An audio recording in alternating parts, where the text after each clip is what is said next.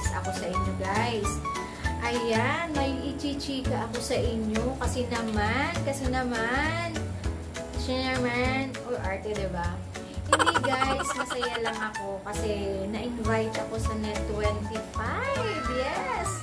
Mag-guest ako doon sa Friday, September 30, 11:30 ng umaga sa Pilipinas at 6:30 ng umaga rin dito sa Doha, Qatar kasi 5 hours yung diferensya. So, kailan yun? Sa Friday na September 30 guys. Kaya eto, nagre-ready talaga ako ng mga question or ng mga kung ano-ano para masagot ko naman ng tama. O diba excited ako? Syempre naman no, Net25 yun, napakalaking network. Yes! Napakalaking network nun at saka isang karangalan ko talaga na maimbitahan po ako dyan sa Net25 bilang guest ninyo para sa magbibigay ng mga tips para sa pagpapaganda, lalong-lalo na po sa buhok. Kaya, nagpapasalamat po ako sa kapitbahay, ayan, lalo na po dun sa producer na si Ma'am Charo.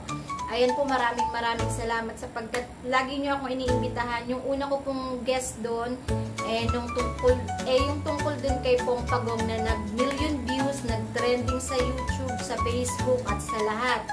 Ayan po, kaya ngayon sa pangalawang pagkakataon, inimbitahan na naman nila ako para naman magbigay ng mga payo, ng gabay, para sa pagpapaganda naman po ng buhok. Kasi nakikita siguro nila sa Facebook ko at sa YouTube, ayan, nakikita nila na marami akong ginagawang hair and marami akong mga nabibigyan ng solusyon dun sa mga damaged hair. Ayan, kung alam niyo lang naman talaga guys, sobrang dami talaga ngayon na mga client na ang problema sa buhok is mga namatay. As in, alam niyo ba, ang number 1 dahilan, i-reveal ko na sa inyo. Siguro alam niyo yun ang iba kasi alam na nila yung mga pinupost ko kung ano yung mga dahilan. Guys, number 1 nakakamatay talaga ng buhok is, wag naman po sanang magagalit yung ibang gumagawa ng ganito. Pero yun talaga, kasi kahit sabihin natin napakagaling eksperto ka sa ganitong larangan, pero pagdating kasi sa mga ina-apply nating gamot, dun tayo medyo hindi na kinakaya ng ating mga buhok. Guys, ang laging problema, napumiyok-piyok pa ako.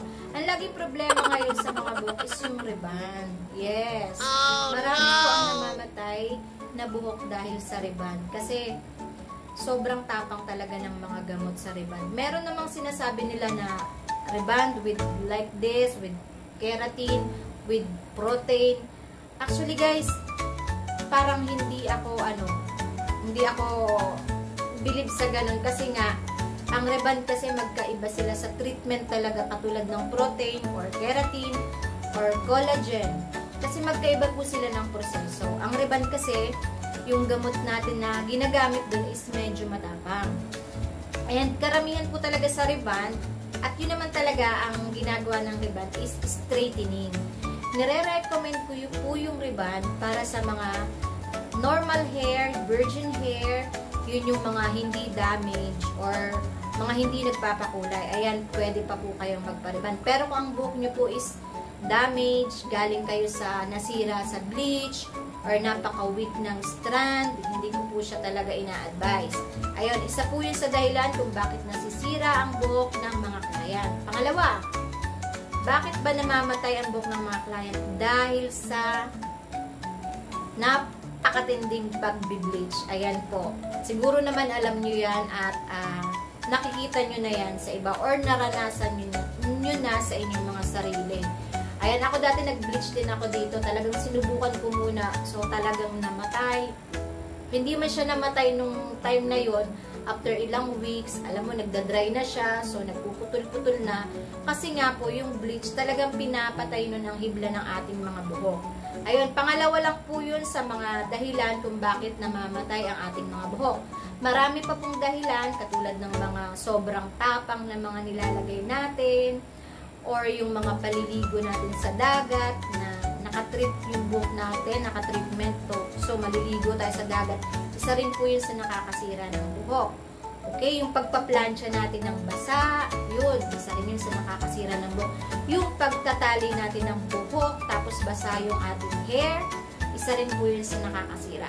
So, kaya marami tayong tatalakayin sa Friday sa Net25 po. Abangan nyo po ako dun guys at marami silang itatanong sa akin na sasagutin ko po sa abot ng aking makakaya at base na rin po sa mga experience ko, sa mga client at sa mga nagtatanong sa akin. Ayan po. Lahat ko po sasagutin yan. Wala po akong liligtaan sa inyo. And tumutok lang po kayo dahil naka-live po tayo noon sa Net25 sa kapitbahay.